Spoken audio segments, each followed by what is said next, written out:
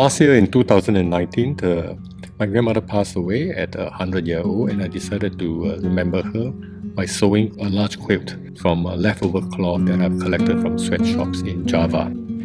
And the reason why I picked the cloth is that for a whole year when my grandfather was stranded in Java in 1948, she has to sew buttons and buttonholes to make a living in order to support 7 children. So she always talked about that when she was alive. I want to remember her with that. And as I was sewing this cloth, it just got bigger and bigger and become an artwork.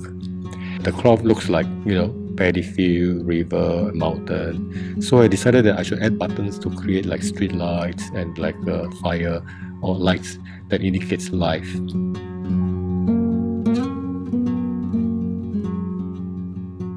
And I brought it back with me here to Singapore and asked my friends to come and sew buttons in memory of my grandmother. And so while they were doing that, we realized that many people were also sewing buttons. I told them that you can sew buttons also for your grandmother and for your loved ones or who you want to remember or commemorate, your ancestors. And that's how this poverty quilt project started.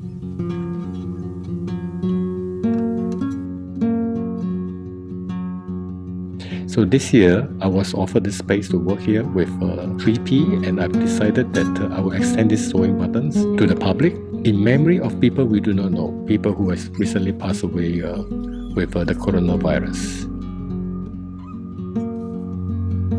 Only a week ago, we started this new quilt. It's 2 pieces of cloth, and we will invite people to sew buttons. We thought we only need to sew 3,500 buttons, but it's less than a week and it's grown to 7,000 buttons.